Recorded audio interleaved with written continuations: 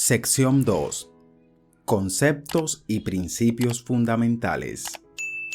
Alcance de esta sección. 2.1. Esta sección describe el objetivo de los estados financieros de las pequeñas y medianas entidades pymes y las cualidades que hacen que la información de los estados financieros de las pymes sea útil. También establece los conceptos y principios básicos subyacentes a los estados financieros de las pymes. Objetivo de los estados financieros de las pequeñas y medianas entidades. 2.2. El objetivo de los estados financieros de una pequeña o mediana entidad es proporcionar información sobre la situación financiera, el rendimiento y los flujos de efectivo de la entidad, que sea útil para la toma de decisiones económicas de una amplia gama de usuarios de los estados financieros que no están en condiciones de exigir informes a la medida de sus necesidades específicas de información. 2.3. Los estados financieros también muestran los resultados de la administración llevada a cabo por la gerencia. Dan cuenta de la responsabilidad en la gestión de los recursos confiados a la misma. Características cualitativas de la información en los estados financieros. 2.4. Comprensibilidad. La información proporcionada en los estados financieros debe presentarse de modo que sea comprensible para los usuarios que tienen un conocimiento razonable de las actividades económicas y empresariales y de la contabilidad, así como voluntad para estudiar la información con diligencia razonable. Sin embargo, la necesidad de comprensibilidad no permite omitir información relevante por el mero hecho de que ésta pueda ser demasiado difícil de comprender para determinados usuarios. 2.5. Relevancia. La información proporcionada en los estados financieros debe ser relevante para las necesidades de toma de decisiones de los usuarios. La información tiene cualidad de relevancia cuando puede ejercer influencia sobre las decisiones económicas de quienes la utilizan, ayudándoles a evaluar sucesos pasados, presentes o futuros, o bien a confirmar o corregir evaluaciones realizadas con anterioridad. 2.6. Materialidad o importancia relativa. La información es material y por ello es relevante si su omisión o su presentación errónea pueden influir en las decisiones económicas que los usuarios tomen a partir de los estados financieros. La materialidad o importancia relativa depende de la magnitud y la naturaleza de la omisión o inexactitud juzgada en función de las circunstancias particulares en que se hayan producido. Sin embargo, no es adecuado cometer o dejar sin corregir desviaciones no significativas de la NIF para las pymes con el fin de conseguir una presentación particular de la situación financiera, del rendimiento financiero o de los flujos de efectivo de una entidad. 2.7. Fiabilidad. La información proporcionada en los estados financieros debe ser fiable. La información es fiable cuando está libre de error significativo y sesgo, y representa fielmente lo que pretende representar o puede esperarse razonablemente que represente. Los estados financieros no están libres de sesgo, es decir, no son neutrales si, debido a la selección o presentación de la información, pretenden influir en la toma de una decisión o en la formación de un juicio para conseguir un resultado o desenlace predeterminado. 2.8. La esencia sobre la forma. Las transacciones y demás sucesos y condiciones deben contabilizarse y presentarse de acuerdo con su esencia y no solamente en consideración a su forma legal. Esto mejora la fiabilidad de los estados financieros. 2.9. Prudencia. Las incertidumbres que inevitablemente rodean muchos sucesos y circunstancias se reconocen mediante la revelación de información acerca de su naturaleza y extensión, así como por el ejercicio de prudencia en la preparación de los estados financieros. Prudencia es la inclusión de un cierto grado de precaución al realizar los juicios necesarios para efectuar las estimaciones requeridas bajo condiciones de incertidumbre, de forma que los activos o los ingresos no se expresen en exceso y que los pasivos o los gastos no se expresen en defecto. Sin embargo, el ejercicio de la prudencia no permite la infravaloración deliberada de activos o ingresos o la sobrevaloración deliberada de pasivos o gastos. En síntesis, la prudencia no permite el sesgo. 2.10. Integridad. Para ser fiable, la información en los estados financieros debe ser completa dentro de los límites de la importancia relativa y el costo. Una omisión puede causar que la información sea falsa o equívoca y por tanto no fiable y deficiente en términos de relevancia. 2.11. Comparabilidad. Los usuarios deben ser capaces de comparar los estados financieros de una entidad a lo largo del tiempo para identificar las tendencias de su situación financiera y su rendimiento financiero. Los usuarios también deben ser capaces de comparar los estados financieros de entidades diferentes para evaluar su situación financiera, rendimiento y flujos de efectivo relativos. Por tanto, la medida y presentación de los estados financieros, de transacciones similares y otros sucesos y condiciones deben ser llevadas a cabo de una forma uniforme por toda la entidad a través del tiempo para esa entidad y también de una forma uniforme entre entidades. Además, los usuarios deben estar informados de las políticas contables empleadas en la preparación de los estados financieros, de cualquier cambio habido en dichas políticas y de los efectos de estos cambios. 2.12. Oportunidad. Para ser relevante, la información financiera debe ser capaz de influir en las decisiones económicas de los usuarios.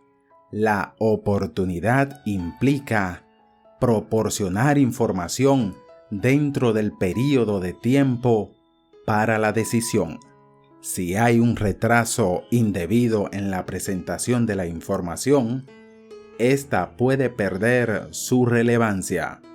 La gerencia puede necesitar sopesar los méritos relativos de la presentación a tiempo frente al suministro de información fiable. Al conseguir un equilibrio entre relevancia y fiabilidad, la consideración decisiva es cómo se satisfacen mejor las necesidades de los usuarios cuando toman sus decisiones económicas. 2.13. Equilibrio entre costo y beneficio. Los beneficios derivados de la información deben exceder a los costos de suministrarla. La evaluación de beneficios y costo es sustancialmente un proceso de juicio. Además, los costos no son soportados necesariamente por quienes disfrutan de los beneficios y con frecuencia disfrutan de los beneficios de la información una amplia gama de usuarios externos. 2.14. La información financiera ayuda a los suministradores de capital a tomar mejores decisiones, lo que deriva en un funcionamiento más eficiente de los mercados de capitales y un costo inferior del capital para la economía en su conjunto.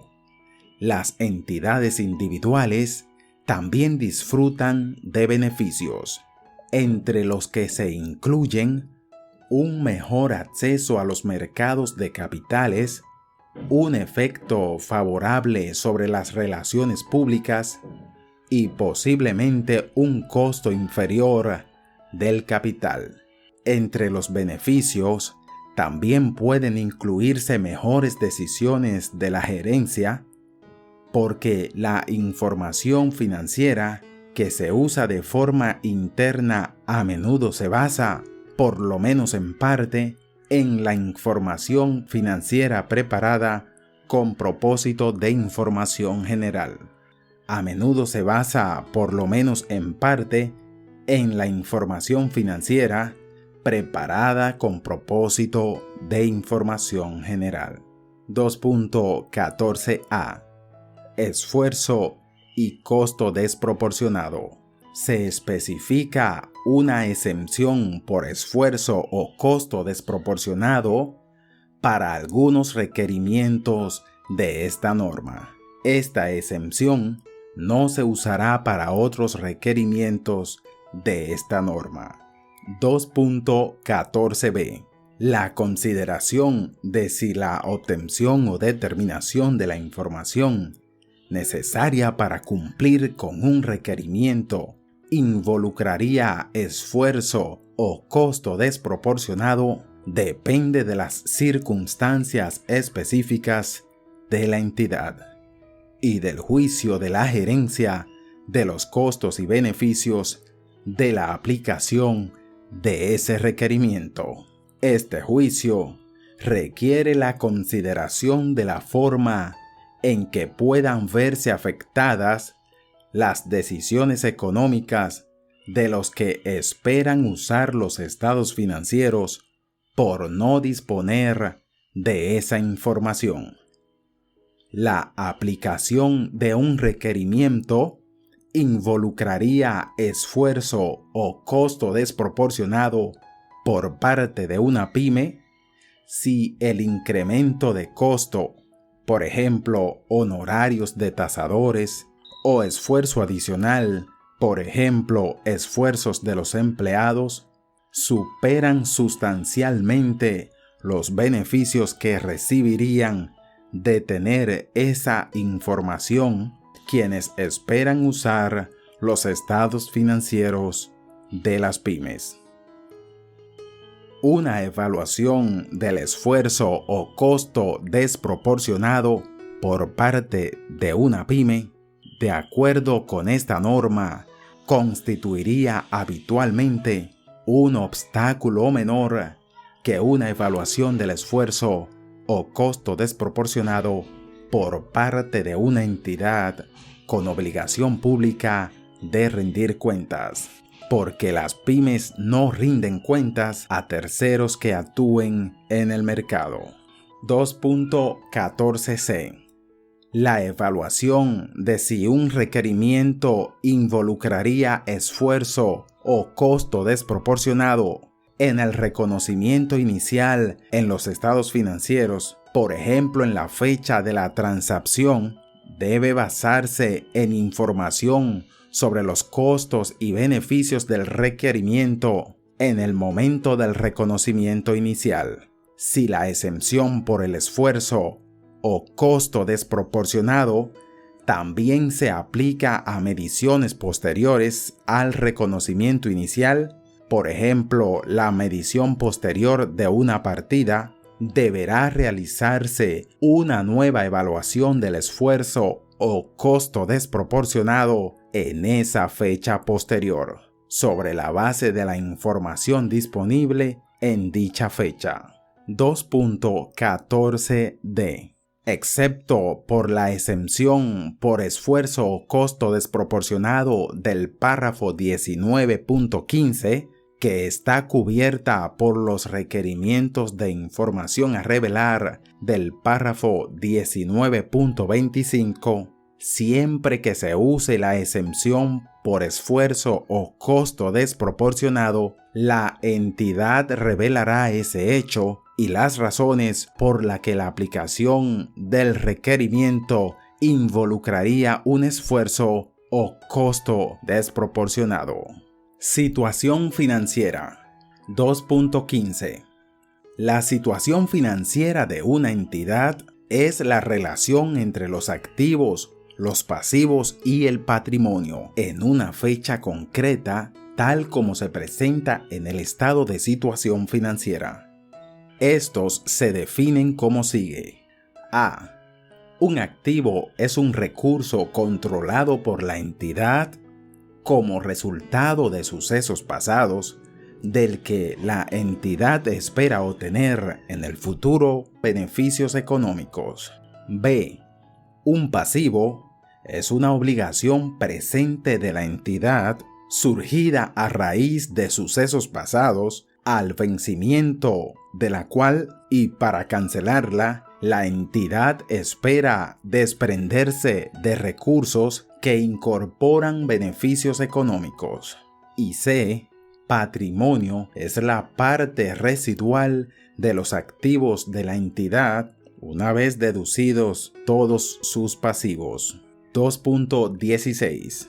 Es posible que algunas partidas que cumplen la definición de activo o pasivo no se reconozcan como activos o como pasivos en el estado de situación financiera porque no satisfacen el criterio de reconocimiento establecido en los párrafos 2.27 a 2.32. En particular, la expectativa de que los beneficios económicos futuros fluirán a una entidad o desde ella debe ser suficientemente certera como para cumplir el criterio de probabilidad antes de que se reconozca un activo o un pasivo. 2.17. Activos. Los beneficios económicos futuros de un activo son su potencial para contribuir directa o indirectamente a los flujos de efectivo y de equivalentes al efectivo de la entidad. Estos flujos de efectivo pueden proceder de la utilización del activo o de su disposición. 2.18. Muchos activos, como por ejemplo las propiedades planta y equipo, son elementos tangibles. Sin embargo, la tangibilidad no es esencial para la existencia del activo. Algunos activos son intangibles. 2.19.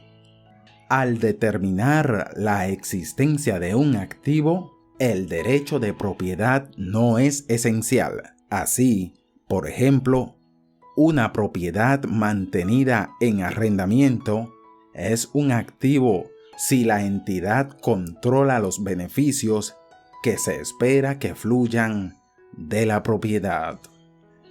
2.20. Pasivos.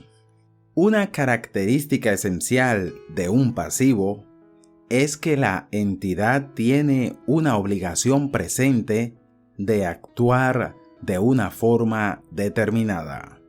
La obligación puede ser una obligación legal o una obligación implícita. Una obligación legal es exigible legalmente como consecuencia de la ejecución de un contrato vinculante o de una norma legal. Una obligación implícita es aquella que se deriva de las actuaciones de la entidad cuando a.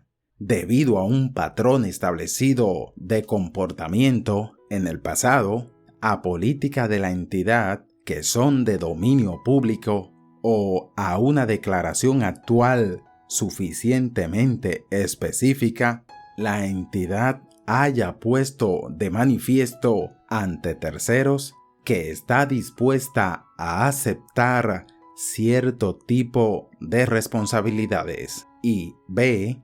Como consecuencia de lo anterior, la entidad haya creado una expectativa válida ante aquellos terceros con los que se debe cumplir sus compromisos o responsabilidades. 2.21. La cancelación de una obligación presente implica habitualmente el pago de efectivo, la transferencia de otros activos, la prestación de servicios, la sustitución de esa obligación por otra o la conversión de la obligación en patrimonio. Una obligación puede cancelarse también por otros medios, tales como la renuncia o la pérdida de los derechos por parte del acreedor. Patrimonio. 2.22. El patrimonio es el residuo de los activos reconocidos menos los pasivos reconocidos. Se puede subclasificar en el estado de situación financiera. Por ejemplo, en una sociedad por acciones, las subclasificaciones pueden incluir fondos aportados por los accionistas, las ganancias acumuladas y partidas de otro resultado integral reconocidas como componentes separados del patrimonio. Esta norma no establece cómo, cuándo o si los importes pueden transferirse entre componentes de patrimonio. Rendimiento. 2.23. El rendimiento es la relación entre los ingresos y los gastos de una entidad durante el período sobre el que se informa. Esta norma permite a las entidades presentar el rendimiento en un único estado financiero, un estado del resultado integral o en dos estados financieros, un estado de resultados y un estado del resultado integral. El resultado integral total y el resultado se usan a menudo como medidas de rendimiento o como la base de otras medidas, tales como el retorno de la inversión o las ganancias por acción. Los ingresos y los gastos se definen como sigue. A. Ingresos son los incrementos en los beneficios económicos producidos a lo largo del período sobre el que se informa, en forma de entradas o incrementos de valor de los activos o bien como decrementos de los pasivos que dan como resultado aumentos del patrimonio, distintos de las relaciones con las aportaciones de los propietarios. Y B. Gastos son los decrementos en los beneficios económicos producidos a lo largo del período sobre el que se informa, en forma de salidas o disminuciones del valor de los activos, o bien por la generación o aumento de los pasivos, que dan como resultado decrementos en el patrimonio y distintos de los relacionados con la distribución realizadas a los propietarios. 2.24. El reconocimiento de los ingresos y los gastos se deriva directamente del reconocimiento y la medición de activos y pasivos. Las condiciones para el reconocimiento de ingresos y gastos son objeto de discusión en los párrafos 2.27 a 2.32. Ingresos. 2.25. La definición de ingresos incluye tanto a los ingresos de actividades ordinarias como a las ganancias. A. Los ingresos de actividades ordinarias surgen en el curso de las actividades ordinarias de una entidad y adoptan una gran variedad de nombres, tales como ventas, comisiones, intereses, dividendos, regalías y alquileres. B. Ganancias son otras partidas que satisfacen la definición de ingresos, pero que no son ingresos de actividades ordinarias. Cuando las ganancias se reconocen en el estado de resultado integral, es usual presentarlas por separado, puesto que el reconocimiento de las mismas es útil para la toma de decisiones económicas. Gastos. 2.26. La definición de gastos incluye tanto las pérdidas como los gastos que surgen en las actividades ordinarias de la entidad. A. Los gastos que surgen de la actividad ordinaria incluyen, por ejemplo, el costo de las ventas, los salarios y la depreciación.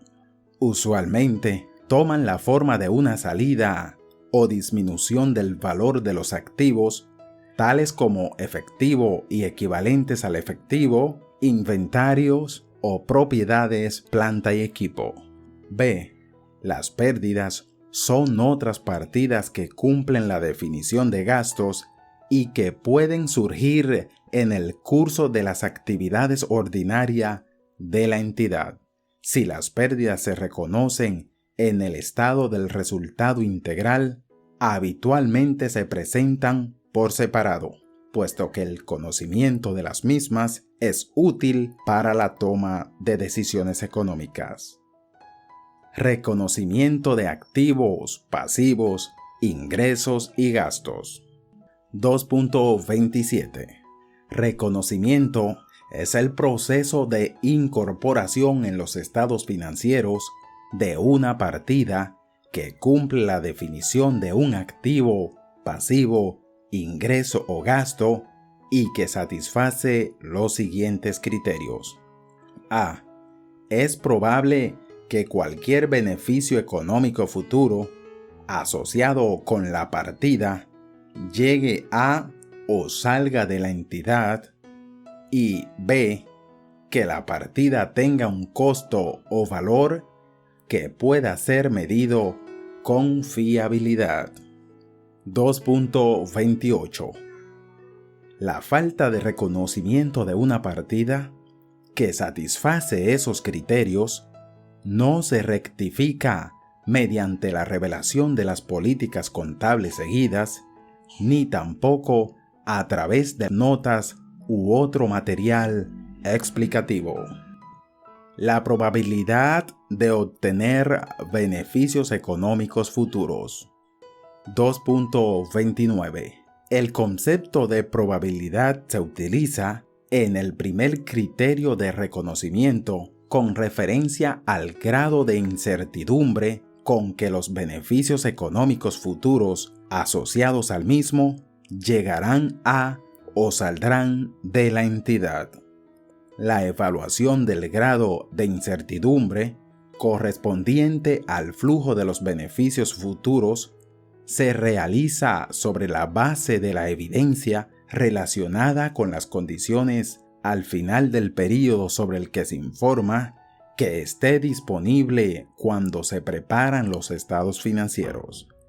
Esas evaluaciones se realizan individualmente para partidas individualmente significativas y para un grupo, para una gran población de elementos individualmente insignificantes. Fiabilidad de la medición. 2.30. El segundo criterio para el reconocimiento de una partida es que posea un costo o un valor que pueda medirse de forma fiable. En muchos casos, el costo o valor de una partida es conocido. En otros casos, debe estimarse. La utilización de estimaciones razonables es una parte esencial de la elaboración de los estados financieros y no menoscaba su fiabilidad. Cuando no puede hacerse una estimación razonable, la partida no se reconoce en los estados financieros. 2.31. Una partida que no cumple los criterios para su reconocimiento puede cumplir las condiciones para su reconocimiento en una fecha posterior como resultado de circunstancias o de sucesos posteriores.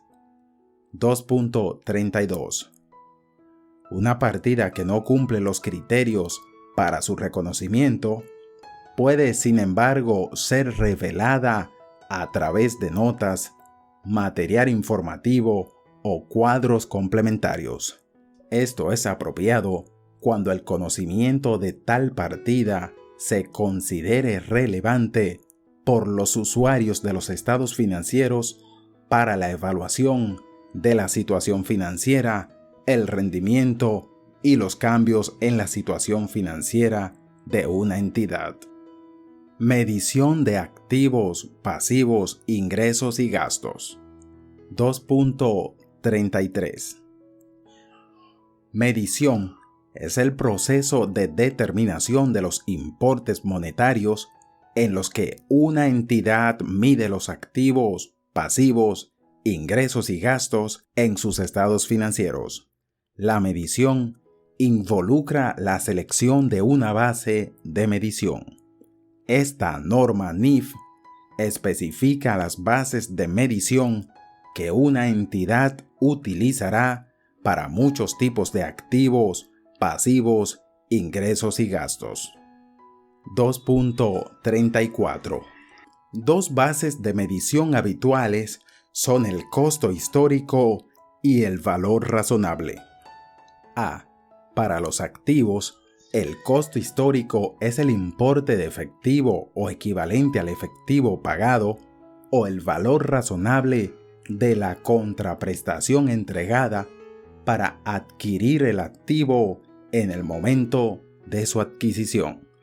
Para los pasivos, el costo histórico es el importe de lo recibido en efectivo o equivalentes al efectivo o el valor razonable de los activos no monetarios recibidos a cambio de la obligación en el momento en que se incurre en ella o en algunas circunstancias. Por ejemplo, impuestos a las ganancias. Los importes de efectivo o equivalentes al efectivo que se espera pagar para liquidar el pasivo en el curso normal de los negocios. El costo histórico amortizado es el costo histórico de un activo o pasivo, más o menos la parte de su costo histórico reconocido anteriormente como gasto o ingreso. B. Valor razonable es el importe por el cual puede ser intercambiado un activo o cancelado un pasivo entre un comprador y un vendedor interesado y debidamente informado que realizan una transacción en condiciones de independencia mutua. En situaciones en las que se permite o requiere mediciones del valor razonable, se aplicarán las guías de los párrafos 11.27 a 11.32. Principios generales de reconocimiento y medición. 2.35. Los requerimientos para el reconocimiento y medición de activos, pasivos, ingresos y gastos en esta norma están basados en los principios generales que se derivan de las NIF completas.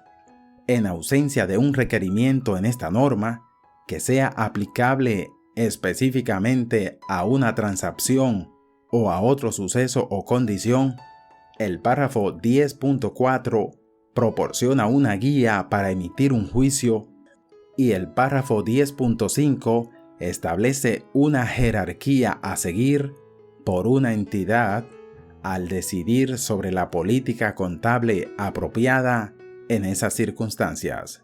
El segundo nivel de esa jerarquía requiere que una entidad busque las definiciones, criterios de reconocimiento y conceptos de medición para los activos, pasivos, ingresos y gastos, así como los principios generales establecidos en esta sección. Base de acumulación o devengo. 2.36. Una entidad elaborará sus estados financieros, excepto en lo relacionado con la información sobre flujos de efectivo, utilizando la base contable de acumulación o devengo. De acuerdo con la base contable de acumulación o devengo, las partidas se reconocerán como activos, pasivos, patrimonios, ingresos o gastos cuando satisfagan las definiciones y los criterios de reconocimiento para esas partidas. Reconocimiento en los estados financieros. Activos. 2.37. Una entidad reconocerá un activo en el estado de situación financiera cuando sea probable que del mismo se obtengan beneficios económicos futuros para la entidad y además el activo tenga un costo o valor que pueda ser medido con fiabilidad. Un activo no se reconocerá en el estado de situación financiera cuando no se considere probable que, del desembolso correspondiente, se vayan a obtener beneficios económicos en el futuro, más allá del período actual sobre el que se informa. En lugar de ello, esta transacción dará lugar al reconocimiento de un gasto en el estado del resultado integral o en el estado de resultados si se presenta. 2.38. Una entidad no reconocerá un activo contingente como un activo. Sin embargo, cuando el flujo de beneficios económicos futuros sea prácticamente cierto, el activo correspondiente no es un activo contingente y por tanto es apropiado proceder a reconocerlo. Pasivos. 2.39. Una entidad reconocerá un pasivo en el estado de situación financiera cuando a. La entidad tiene una obligación al final del período sobre el que se informa como resultado de un suceso pasado. B. Es probable que se requerirá a la entidad en la liquidación la transferencia de recursos que incorporen beneficios económicos. Y C. El importe de la liquidación puede medirse de forma fiable. 2.40. Un pasivo contingente es una obligación posible pero incierta, o una obligación presente que no está reconocida porque no cumple una o las dos condiciones de los apartados B y C del párrafo 2.39. Una entidad no reconocerá un pasivo contingente como pasivo, excepto en el caso de los pasivos contingentes de una adquirida en una combinación de negocios, véase la sección 19, combinaciones de negocios y plusvalía. Ingresos 2.41. El reconocimiento de los ingresos procede directamente del reconocimiento y la medición de activos y pasivos.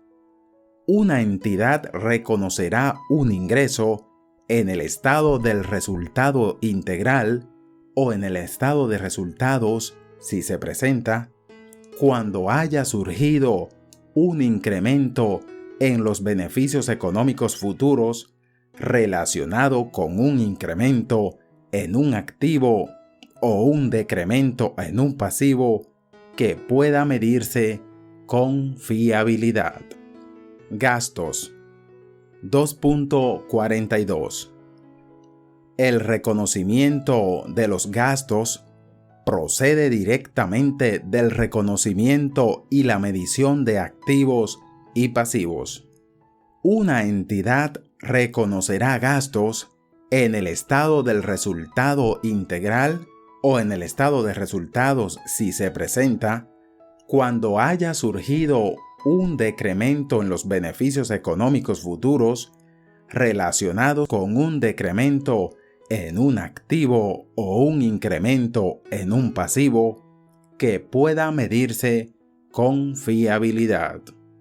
Resultado integral total y resultado. 2.43. El resultado integral total es la diferencia aritmética entre ingresos y gastos. No es un elemento separado de los estados financieros y no necesita un principio de reconocimiento separado. 2.44. El resultado es la diferencia aritmética entre ingresos y gastos distintos de las partidas de ingresos y gastos que esta norma clasifica como partidas de otro resultado integral. No es un elemento separado de los estados financieros y no necesita un principio de reconocimiento separado. 2.45. Esta norma no permite el reconocimiento de partidas en el estado de situación financiera que no cumplan la definición de activos o de pasivos independientemente de si se proceden de la aplicación de la noción comúnmente referido como proceso de correlación para medir el resultado. Medición en el reconocimiento inicial. 2.46. En el reconocimiento inicial, una entidad medirá los activos y pasivos al costo histórico, a menos que esta norma requiera la medición inicial sobre otra base, tal como el valor razonable. Medición posterior.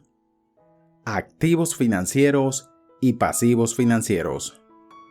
2.47.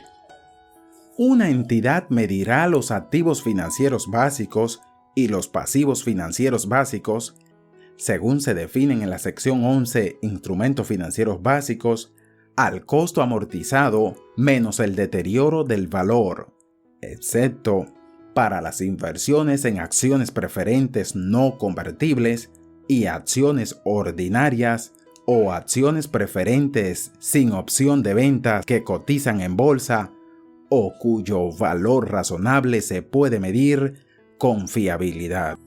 De otro modo, sin esfuerzo o costo desproporcionado, que se miden al valor razonable con cambios en el valor razonable reconocidos en el resultado.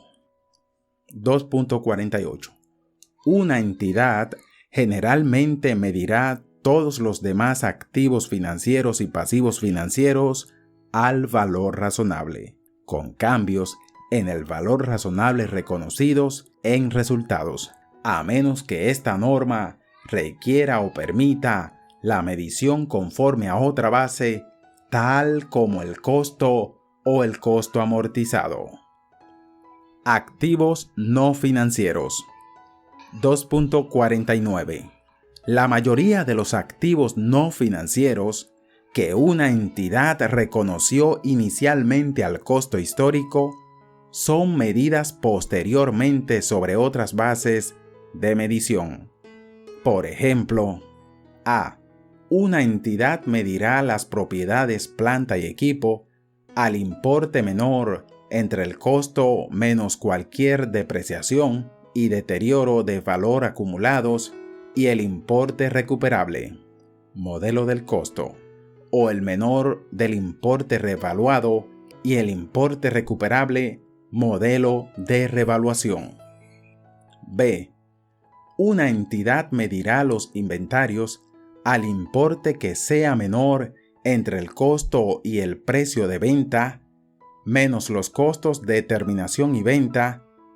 Y C. Una entidad reconocerá una pérdida por deterioro del valor relativa a activos no financieros que están en uso o mantenidos para la venta.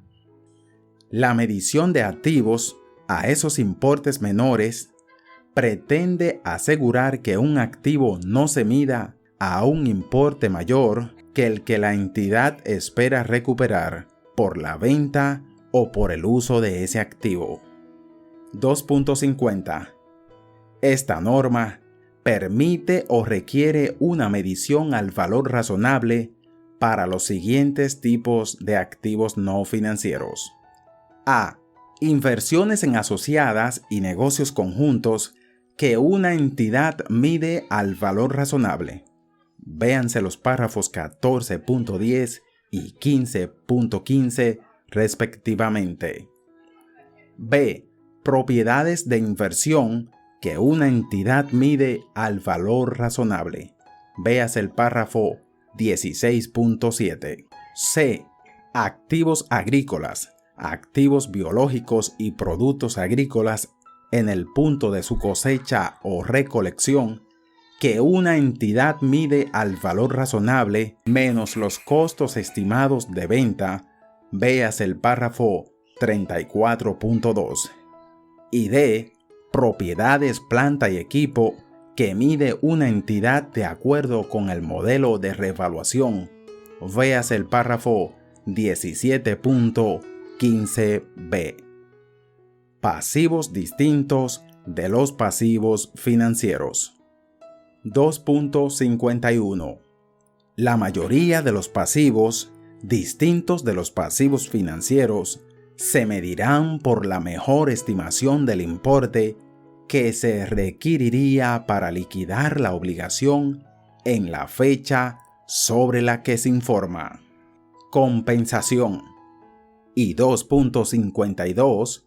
Una entidad no compensará activos y pasivos o ingresos y gastos a menos que así lo requiera o permita esta norma. A. La medición de activos por el importe neto de correcciones valorativas no constituye un caso de compensación. Por ejemplo, correcciones de valor por obsolescencia en inventarios y correcciones por cuentas por cobrar incobrables. B. Si las actividades de operación normales de una entidad no incluyen la compra y venta de activos no corrientes, incluyendo inversiones y activos de operación, la entidad presentará ganancias y pérdidas por la disposición de tales activos, deduciendo del importe recibido por la disposición el importe en libros del activo y los gastos de venta correspondientes.